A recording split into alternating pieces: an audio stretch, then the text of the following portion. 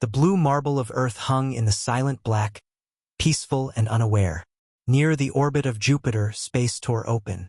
It was not a violent rip, but a smooth, silent widening of a dark purple wound in reality. From it, one by one, ships slid into the solar system. They were angular and severe, the color of tarnished silver. There were 12 of them.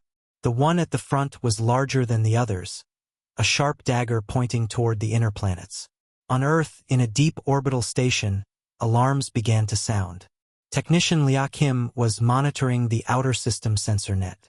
Her screen, usually showing a quiet sea of green indicators, flashed a frantic, pulsing crimson. Unknown contacts. Their speed was impossible. Their energy signatures were off the scale.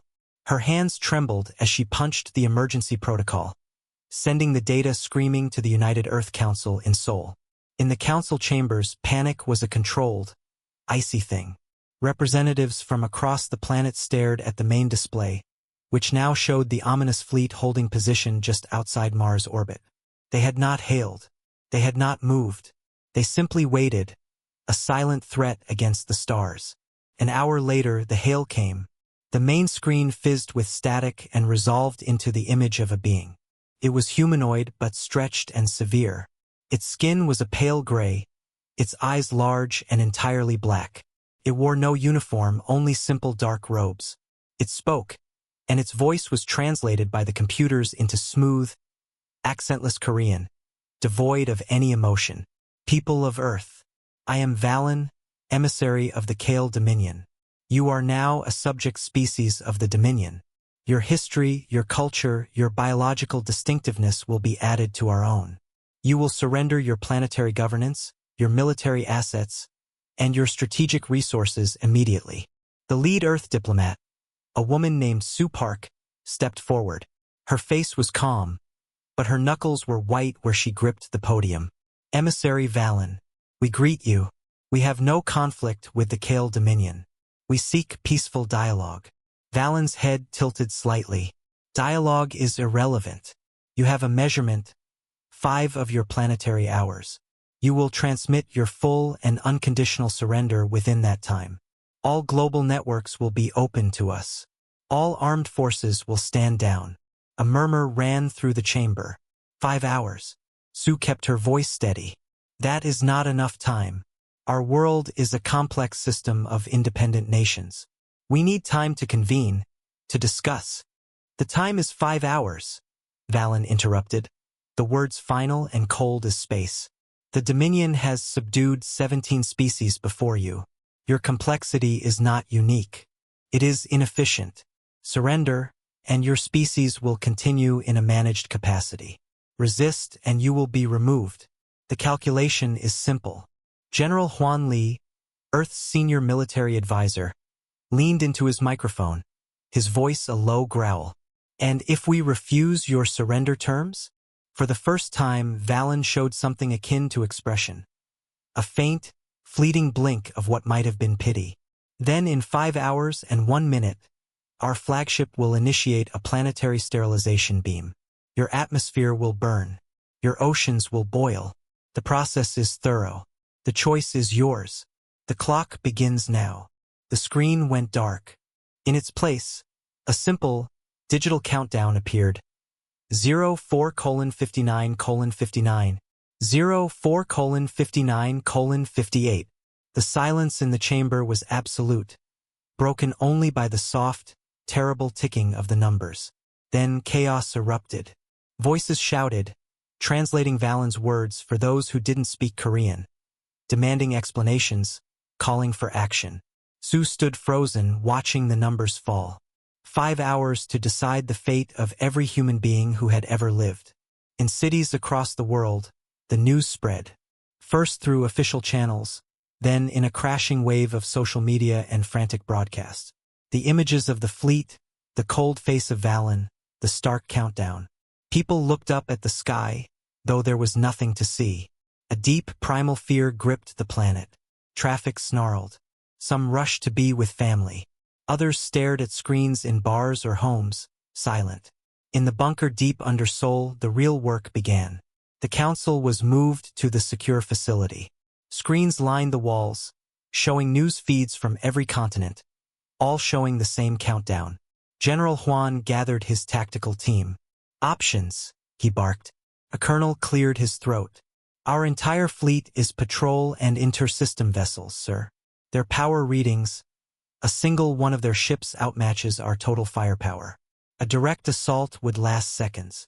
Then we make those seconds count, Juan said, but his eyes were grim. He had seen the data. It was not a war. It was an execution. Sue watched them, the military men planning a brave, meaningless death. Her mind raced in a different direction. Valen had said they had subdued 17 species. They were experienced, confident, ritualistic. They gave 5 hours. Not 4. Not 6. A standard ultimatum. Pattern. They expected either surrender or a frantic, disorganized defense. They did not expect something else. But what else was there?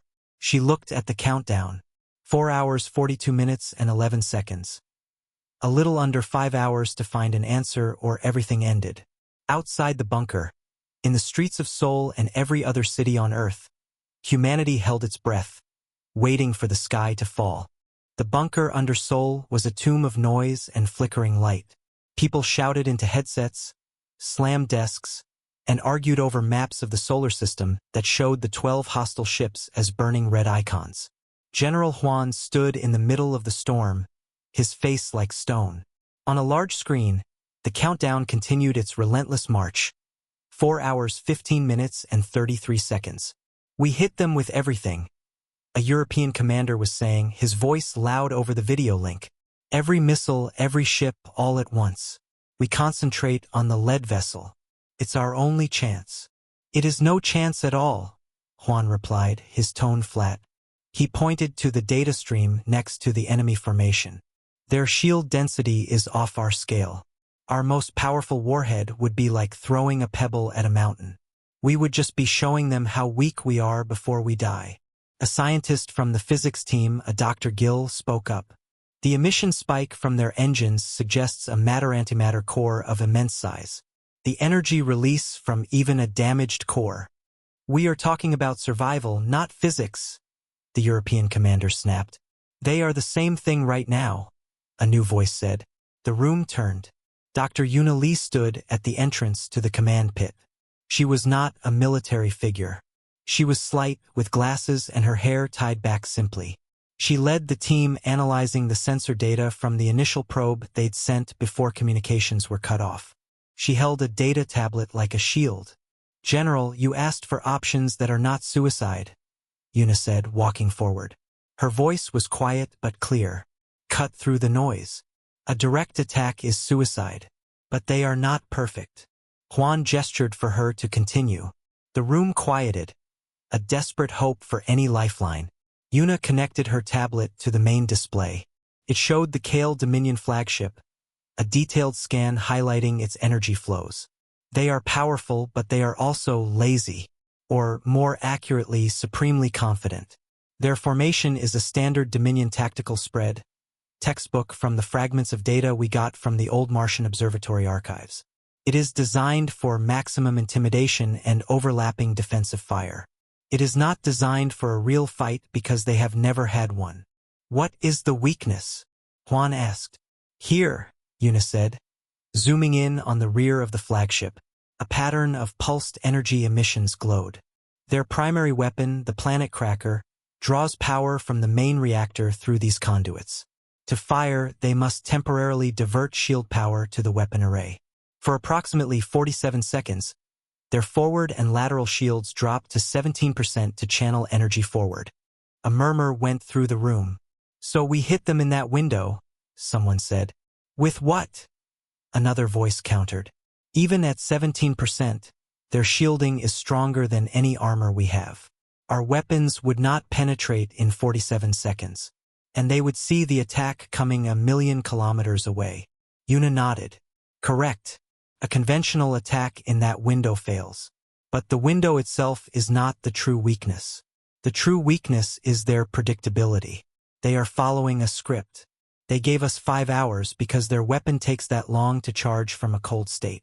They are holding a specific formation because their doctrine says it is optimal against a primitive planetary-held species. They believe they know exactly what we will do.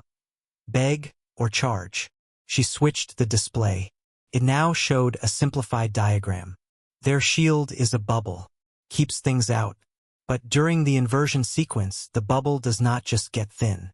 For a fraction of a second as it reconstitutes, it resets. If something is already inside the shield boundary when that reset happens, it is not pushed out. It is ignored. It is inside with them. Silence hung in the room for a moment. Then General Huan leaned forward. You are proposing we put a weapon inside their shield. How? Teleportation? We do not have that technology. We do not need to teleport, Yuna said. Her finger traced a line on the diagram. We need to deliver a package so slowly, so innocently, that it is not seen as a threat, like a piece of space dust drifting onto their hull. It must already be touching them when their shields cycle for the weapon firing. A boarding action? A Marine colonel asked, a spark in his eyes. No, Yuna said. People would be detected. Their life signs, their electrical signals. It must be inert. Kinetic penetrator. A bomb on a timer. Placed by hand. The spark died. Impossible. Even if we had a ship that could get that close without being vaporized, the moment it touches their hull, they would detect it and blast it to pieces. Another voice, calm and tired, came from the back of the room. Then we don't send a ship. All heads turned. A man in a simple flight suit stood there. He was Pilot Min, called down from the lunar ferry run. His face was worn, his hands stained with machine grease. He had been listening quietly. Explain, Huan ordered. Min walked forward, his eyes on the diagram. You need a delivery system that is not a ship. Something they won't see as a vehicle. In the salvage tugs, we move big rocks. We don't always use a push ship. Sometimes, for pure accuracy, you use a railgun. You put your payload on a magnetic sled and you shoot it. No engine signature. No life support heat. Just a lump of metal on a very fast, very precise path. He looked at Yuna, then at Huan. You don't send a ship to place the bomb. You shoot the bomb. And you make it look like it's not even moving toward them until it's too late. The room was utterly still. The countdown on the screen read 3 hours 58 minutes and 14 seconds. General Huan broke the silence. We have no such railgun. Yuna's eyes met Min's. A frightening, impossible idea passed between them. She turned slowly to the main display and changed the image. It showed the rust-red surface of Mars. We don't have one on Earth. The screen zoomed in on the vast, skeletal remains of the old Martian orbital launch array, a gigantic magnetic railgun system abandoned decades ago when more efficient drives were invented. It was a monument to a dead-end technology, covered in red dust. The Martians called it the Hammer, Yuna said softly. It was built to throw cargo pods to the outer colonies. It hasn't been powered in 30 years. Huan stared at the derelict structure. He looked from Yuna's determined face to Min's weary one. The plan was madness. It relied on a broken machine, on perfect timing, on an enemy following a script. But it was not a head-on charge. It was a scalpel, not a club. We have less than 4 hours, Huan said, his decision made. Start the calculations. Wake up, the hammer. The atmosphere in the bunker shifted. The frantic energy of fear turned into the sharp, focused tension of a desperate task. General Huan's decision was a thin lifeline, and everyone grabbed it. The main screen was split. One side showed the countdown, 3 hours 45 minutes and 22 seconds. The other side showed a live feed from the old Martian observation outpost. The image was grainy, but the structure was clear. The hammer was a monstrous, linear track etched into the Martian plain, over 10 kilometers long. Its magnetic coils were visible as giant, rust-colored rings, half buried in red dust. It looked less like a weapon and more like the fossilized spine of a dead god. Dr. Yuna took command of the science team. Her quiet voice was now the steady beat driving the room. We need 3 things. We need to power the railgun. We need a payload it can fire. And we need to calculate a shot that looks like an accident. Min, the pilot, moved to a terminal next to her. He called up schematics of the railgun. The power grid was disconnected from the main Martian colony when they decommissioned it. The backup fusion plant here, he pointed to a facility 2 kilometers away, was put into deep freeze. Starting it from cold will take over an hour, and it will be unstable. Use Earth. A voice crackled over the comms. It was Engineer J, patched in from the orbital power station. We can't send them power, but we can send them the know-how. The backup plant has solar ignition panels. If we can get enough sunlight focused on them, we can jumpstart the reactor. It will be rough, but it might work. Sunlight is weak on Mars, Una said, thinking fast. What about the orbital mirrors? The old solar mirror array used to heat the Martian poles was still in a slow drift. Jay's voice was already typing. I can try to redirect 3 of them. It will create a thermal spike on the ignition site. It might be enough. Do it, Juan ordered from the center of the room. The second problem was the payload. The railgun was designed to fire large, sturdy cargo pods. They needed something dense, shaped to look like debris, but with a warhead inside. The old mining explosives, Min suggested, pulling up another archive. The tungsten drill heads from the deep core projects. They are mass-produced, heavy, and have a central cavity for seismic charges. We can fill that cavity with every gram of high-yield explosive we have on Mars. There are 17 in the warehouse at Shackleton Depot, a logistics officer confirmed from another screen. Get them moving to the railgun now, Juan said. Put them on every crawler you have. The final problem was the trickiest. The shot itself. Una, Min, and an orbital mechanic named Lia worked on the simulation. The payload could not fly straight at the Dominion flagship. Their point defense systems would vaporize it instantly.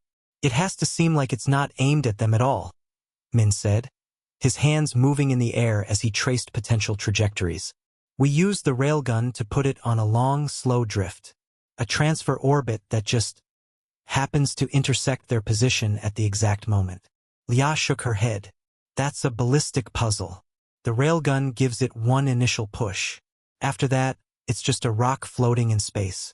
We have to fire it now for it to reach them in over 3 hours. But if we fire it on the wrong path, it misses by thousands of kilometers. And if their ship moves even a little, it misses. They won't move, Una said firmly. She brought up the Dominion formation again. Their doctrine for a planetary siege is to hold a fixed, geosynchronous position relative to the planet they are threatening. They are a symbol of inevitability. They are statues. They will not move until the 5 hours are up and they either accept surrender or pull the trigger. So we have one shot, Min said quietly. One push. And we have to predict where that ship will be in 3 hours and 47 minutes to the second. The data began to flow. Teams on Earth calculated the gravitational pull of every planet, every moon. The Martian team, led by a technician named Bo, worked on clearing the railgun's guide rails of centuries of dust using old construction meches. The live feed showed the small, ant-like machines scraping at the colossal structure. The countdown ticked past 3 hours. A new problem arose. Jay's voice came back, strained. The mirror redirect worked. The backup plant is warming. But the magnetic coils on the railgun, they are degraded. We cannot achieve full power without superconducting coolant. The original coolant boiled away years ago. A cold silence fell. The railgun was useless without its magnets at full strength. Una closed her eyes, pressing her fingers to her temples. She thought of basics, of simple physics. What is the coldest resource on Mars right now? She asked, her eyes still closed. The shadowed craters at the poles, Lia answered. But we have no way. The launch, Min interrupted, standing up. The cargo, the 17 tungsten drill heads. They are being shipped in the old cryotransport crawlers, right? To keep the explosives stable. Yes, the logistics officer confirmed. Min looked at Una, a wild light in his eyes. Those crawlers use liquid nitrogen as a refrigerant. They are basically giant thermoses on tracks. Una understood. We don't cool the whole railgun. We can't. We cool just the final staging coil, the last one that gives the payload its final push. We dump every liter of coolant we have onto that one section just before firing. We get one supercharged, focused magnetic kick. It won't be as good as the whole gun, but it might be enough for the speed we need. It's a patchwork solution, Juan stated. It is the only solution, Yuna replied, looking at the countdown. 2 hours 58 minutes and 1 second. We have one shot with a broken gun, a repurposed mining tool, and a hope that our enemy is too arrogant to look up. We either try it or we wait for the end. General Juan looked around the room at the exhausted, determined faces. He gave a single, sharp nod. Make the shot. The idea was a tiny, fragile thing in the face of the ticking clock. Making it real was a nightmare of logistics, shouting, and ancient machines groaning back to life. On Mars, the surface was a frenzy of activity. The old crawlers, moving like sleepy metal beetles, finally reached the base of the hammer. The tungsten drill heads were unloaded. Each one was a dense, pointed cylinder taller than a person. Technicians, led by Bo, worked under the weak Martian sun to hollow one out. They carefully packed its central shaft with high explosive charges from mining stores, turning it from a tool into a bomb. They shaped crude, rocky panels around its sides. From a distance, they wanted it to look like a piece of space junk, a shattered asteroid fragment. Meanwhile, other crews in pressurized suits swarmed over the final magnetic coil of the railgun. They connected hoses from the crawler's cryotanks. Liquid nitrogen, so cold it boiled in the thin Martian air, began snaking toward the giant ring of metal. They weren't trying to cool the whole 10-kilometer track. They were trying to flash freeze one single section for one single powerful push. Back on Earth, in the bunker, the tension was a physical weight. The countdown read 2 hours 15 minutes and 48 seconds. Dr. Yuna and Pilot Min were now a single unit, hunched over the same terminal. Their screens were a mess of numbers, orbital trajectories, magnetic field strengths, fuel burn rates. We have the payload, Bo's voice reported from Mars, crackling with static. It's loaded on the sled. The shaping is crude, but it should pass for debris at a glance. Good, Yuna said, her eyes never leaving her calculations. Begin the coolant transfer. We need that coil as cold as it can get. The real problem was the shot. Min was plotting the path. He drew a slow, curving line on the solar system map. The railgun would fire the payload not directly at the Dominion fleet, but on a wide arc. It would use Mars's own gravity to slingshot it onto a long, lazy drift. The key is the final correction, Min muttered, more to himself than to Yuna. The railgun gives the first push, but space isn't perfect. Tiny pulls from gravity, little pushes from solar wind. It will drift off course over 3 hours. We need to nudge it. Twice. We have no engine on the payload, Yuna said. We don't need one on the payload. Min zoomed the display in. 2 small, blinking green dots appeared near the predicted path of the tungsten projectile. We have the 2 long-range comms probes we sent out to watch the Dominion. They have tiny maneuvering thrusters. We can position them here and here. He tapped 2 points in empty space. As our bullet passes by, each probe gives it a small, precise push. Tiny tap. It will look like a micrometeoroid collision. It will adjust the path without any engine flare from the bullet itself. Yuna stared at the plan. It was insane. It required perfect timing across millions of kilometers, using probes not designed as tugboats to steer a bomb disguised as a rock. It could work, she breathed. But the timing for those taps has to be perfect. To the millisecond. I'll fly them, Min said simply. General Juan, listening nearby, shook his head. You are here on Earth. The signal delay to those probes is over 12 minutes. You cannot pilot them in real time. You have to program the maneuvers now and hope nothing changes. Min leaned back, running a hand through his hair. He looked at the countdown. 1 hour 59 minutes and 1 second. 2 hours left. He had to program the entire delicate flight path for 2 automated probes now, for events that would happen over the next few hours. He had to trust his code, and hope the universe didn't throw them a surprise. Then I'll write a very good program, Min said, his fingers already flying across the keyboard. On another screen, Engineer Jay watched the power levels from the Martian backup plant. The redirected sunlight from the orbital mirrors had done its job. The small fusion reactor was online, sputtering and unstable, but online. Power was flowing to the giant magnetic coils of the railgun. Lights flickered along its immense length for the first time in decades. "The hammer is waking up," Jay reported. "Power is unstable, but it is holding. The coolant transfer to the final coil is 60% complete. Temperature is dropping fast." In the bunker, there were no more arguments. Every person had a single job. The noise was now the sound of work. Tapping keys, low voices confirming numbers, the hum of machines. Sue Park watched from the side. She saw the plan forming, this bizarre patchwork of old technology and new desperation. It was not a glorious battle fleet.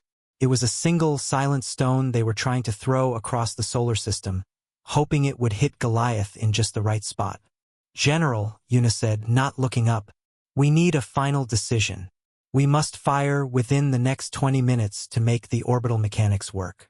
Once we fire, we cannot call it back. The probes will make their adjustments. The payload will be on its way. If the Dominion scans it and sees what it is before it gets close, they will destroy it easily. And they will know we tried to fight. They might not wait the full 5 hours." Juan looked at the main display. The red icons of the Dominion fleet were still, silent, and menacing. The countdown read 1 hour 42 minutes and 17 seconds. He thought of a head-on attack, of fire and brave, meaningless death. Then he looked at Yuna's tired, focused face, and at Min, whose eyes were glued to his trajectory plot. He walked to the main comm station.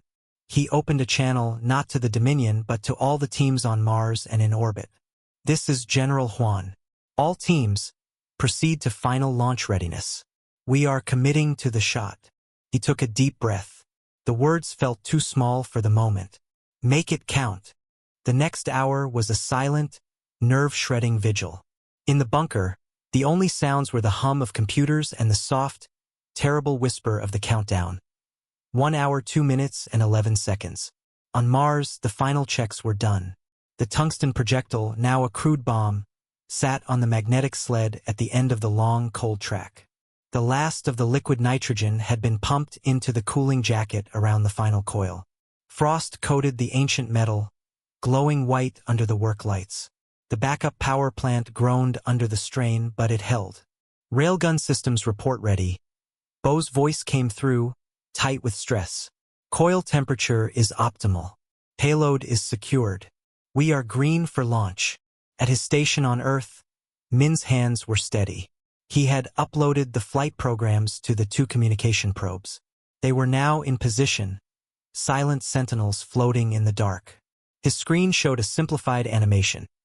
A small dot leaving Mars, curving in a wide arc, receiving 2 tiny nudges from the probes, and finally drifting toward a point in space near Jupiter. The point where the Dominion flagship would be, if it did not move. "Probes are locked and waiting," Min confirmed. His voice was dry. "Sequence is automated. The first trajectory correction burn will happen in 57 minutes. Dr. Yuna watched the main tactical display. The Dominion fleet was still. Their formation was perfect, unchanging. Valen's prediction was holding. They were statues waiting for the clock to hit 0. Her own heart felt like a frantic bird in her chest. She ran the penetration simulation for the 100th time. The payload had to strike a specific, unarmored maintenance port on the flagship's lower hull.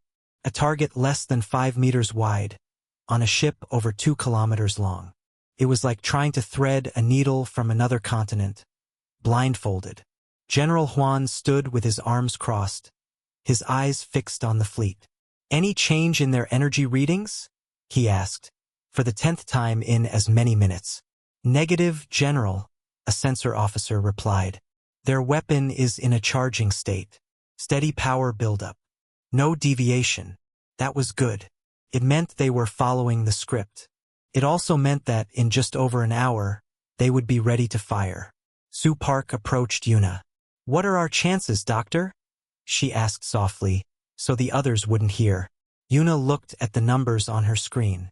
The probability of a successful launch. The probability of the probes making the correct nudges. The probability of the Dominion not detecting the payload. The probability of a perfect impact.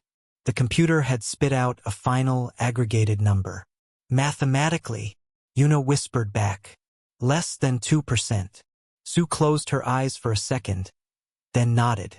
Better than 0. Time to launch, Min announced. 30 seconds. The bunker fell completely silent. The countdown to their own action was more terrifying than the one set by the enemy. On the feed from Mars, they could see the giant railgun. A faint blue glow began to build within the frosted final coil. A low hum transmitted through the audio, vibrating up from the Martian bedrock. Power at 100%, Bo said. Magnetic field stable. 10 seconds, Min said. Yuna held her breath. Every assumption, every calculation, every desperate gamble was loaded onto that sled. 5, 4, 3. On the screen, the glow from the railgun coil intensified to a brilliant, electric blue. 2, 1. Launch. There was no dramatic explosion of fire. There was only a deep, subsonic thump that shook the camera. A blur of motion and the tungsten projectile was gone. It vanished from the end of the track into the black sky, accelerated to a tremendous speed in a fraction of a second. For a long moment, nothing happened. Then data began to stream in. Payload is on trajectory, Min reported, his eyes glued to the tracking data. Speed is within acceptable parameters. Orbit is nominal. A collective, shaky exhale filled the room. Step 1 was done. The stone had been thrown. Now the waiting began in earnest. The payload was on its way, a silent speck of cold metal coasting through the void. The first probe would make its tiny course correction in 45 minutes. The second an hour after that. All they could do was watch the data and pray the Dominion's long-range sensors dismissed it as insignificant debris. The main countdown continued its march. 45 minutes. 45 minutes until the Dominion's deadline. Minutes felt like hours. Yuna watched the energy signature of the flagship. It was still climbing, a steady, ominous curve. They were still charging their weapon. They were still confident. First probe maneuver initiating. Now, Min said. On his plot, a small thruster icon flared near the path of their projectile. Data scrolled. Burn confirmed. Trajectory adjusting. Adjustment is good. Path is aligning. Another small victory. But now the payload was on its final approach. There was no more steering. It was a bullet in flight. The countdown hit 30 minutes. Then 20. The tension was a wire pulled taut. No one spoke. Every eye was on the main screen, which now showed a side-by-side view. The ticking clock and the distant, unwavering formation of the enemy fleet. Second probe maneuver complete, Min whispered. Final trajectory is locked. The payload was now on a direct, unavoidable path for the Dominion flagship's predicted position. If the ship moved even a little, it would miss. If their shields were not in their inverted state, it would bounce off. 15 minutes. Dominion flagship energy signature is reaching peak, the sensor officer announced, her voice trembling. Weapon cycle is imminent. This was it.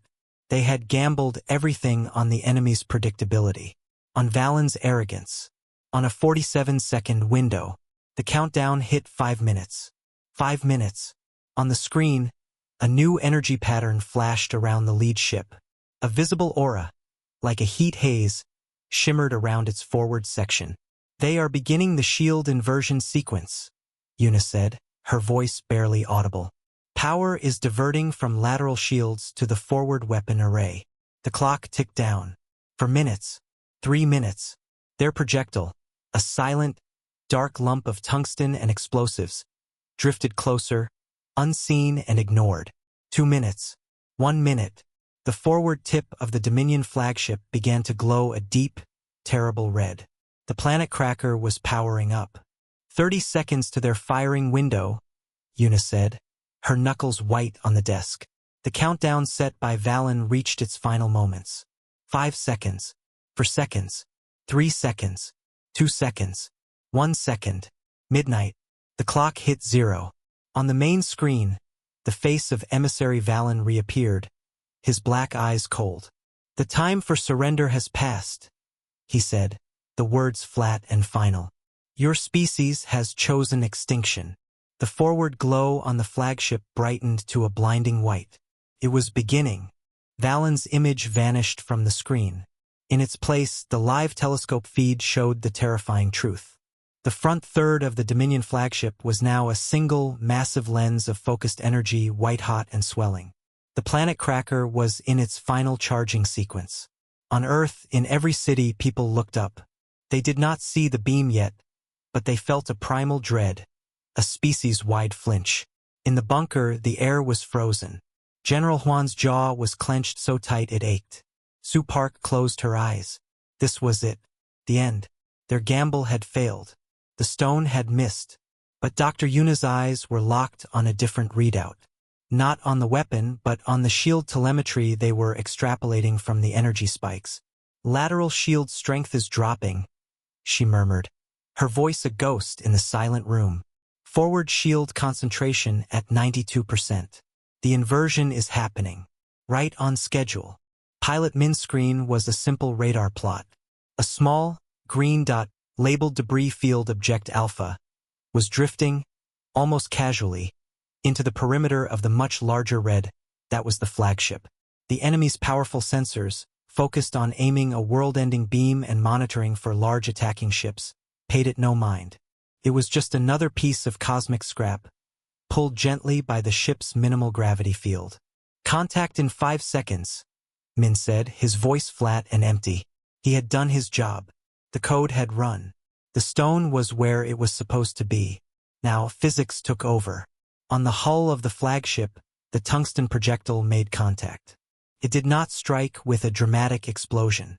It was moving relatively slowly, just enough to settle against the dark, armored plating. It clicked into place, magnetized slightly by the ship's own metal skin, nestled near a heat vent. To any internal sensor, it was just another piece of the ship's surface. A slight, new vibration. Nothing more. High above the hull, deep inside the command center of the flagship, Valen watched Earth fill his main viewer. The weapon was at 98% charge. The process was irreversible. In 47 seconds, a beam of pure energy would lance out and begin its work. It was a formality, a final step in a long, repeated ritual of conquest. "Shield inversion complete," Yuna read from her screen, her heart hammering against her ribs. "Lateral and aft shields at minimal strength. All power is forward. The window is open." For 30 seconds, nothing happened. The weapon's glow intensified. Earth waited. Then, a different alarm sounded in the bunker. A soft, persistent ping. "Proximity trigger," Min said. "The payload detected the shield frequency drop. The internal timer is starting." Inside the tungsten cylinder, a simple mechanical clockwork, shielded from electronic detection, began its final count. 10 seconds. It was not a complex device. It was a relic, a mining charge timer. Wires grew hot. On the flagship's hull, the shaped charge of high explosive detonated. But it was not an outward blast. The force of the explosion, focused by the tough tungsten shell, was directed inward, like a giant fist punching down. It blew a clean, deep hole through the armored plating, through secondary decks, and straight into the main power conduit feeding the resonance drive. The effect was not a fiery explosion. It was a sudden, violent short circuit of impossible energy. On the bunker screen, the blinding white glow at the flagship's front flickered. It stuttered, like a dying light bulb. Then it collapsed in on itself. The terrible light vanished, leaving only the normal running lights of the ship. But it was not over. A deep, internal blue flash erupted from multiple points along the flagship's length. Conduits overloaded. The resonance drive, the heart of the ship's power and the stabilizer for its weapon, went into catastrophic failure. Without the drive to manage the energy, the power meant for the planet cracker bled back into the ship's own systems. Silently, in the vacuum, the flagship shuddered. Its running lights went out. Then, small, bright eruptions of gas and fire bloomed from its stern as emergency vents failed. The great ship began to list, turning slowly and helplessly away from Earth. On Earth, the silence was profound. People on streets, staring at screens or the sky, did not understand. The expected beam of light had not come. The sky had not burned. In the bunker, they understood but could not believe it. Target is dead," the sensor officer stammered, her voice breaking. "No energy readings from the primary weapon. Resonance drive signature has collapsed. The flagship is adrift." The other 11 ships in the Dominion formation suddenly moved. But not to attack. They shifted erratically, breaking their perfect formation. They were like a body that had lost its head. Their movements were confused, defensive. They clustered near the stricken flagship, some extending what looked like repair tethers. Valen's face did not reappear on the screen. There was no grand speech. There was only the visual proof. The dagger pointing at Earth's heart had snapped. General Juan was the first to find his voice. It was rough, disbelieving. "Report. What just happened?" Min looked up from his screen. The green dot was gone, merged with the failing red one. The payload delivered. It was inside the shield boundary during the inversion. It must have penetrated the hull. Yuna called up the final data from the probes. The shield inversion happened exactly as predicted. The weapon charging sequence created the vulnerability. Their predictability was their weakness. She turned to look at Juan, her eyes wide with a shock that was slowly turning into something else. "General, they gave us 5 hours to surrender. We finished the battle in minutes." The words hung in the air. They had not fought a war. They had performed a single, precise trick. A magic act played on a stellar stage. They had used the enemy's own strength, their own rigid rules, against them. Sue Park stepped forward, placing a hand on the cool surface of the main console. She watched the view of the confused Dominion fleet. The threat was not gone. The other ships were still there, heavily armed. But the leader was broken. The ultimatum was shattered. The script had a new, unwritten page. "What do they do now?" she asked quietly. No one had an answer. Humanity had not answered the regime's demand. They had broken the game. And now, everyone was waiting to see what happened next. Silence stretched in the bunker. It was not a peaceful quiet, but the ringing, hollow kind that comes after a sudden, deafening noise. On the main screen, the visual of the drifting Dominion flagship was undeniable. Its lights were dark. Gentle puffs of crystallizing gas vented from its side like the last breaths of a great beast. The other 11 ships swarmed around it, not as attackers, but as confused insects. Their clean, threatening formation was gone. They moved with sharp, nervous energy, some pointing weapons at empty space, others extending grapples toward their fallen leader. They did not look at Earth. On Earth, the silence was different.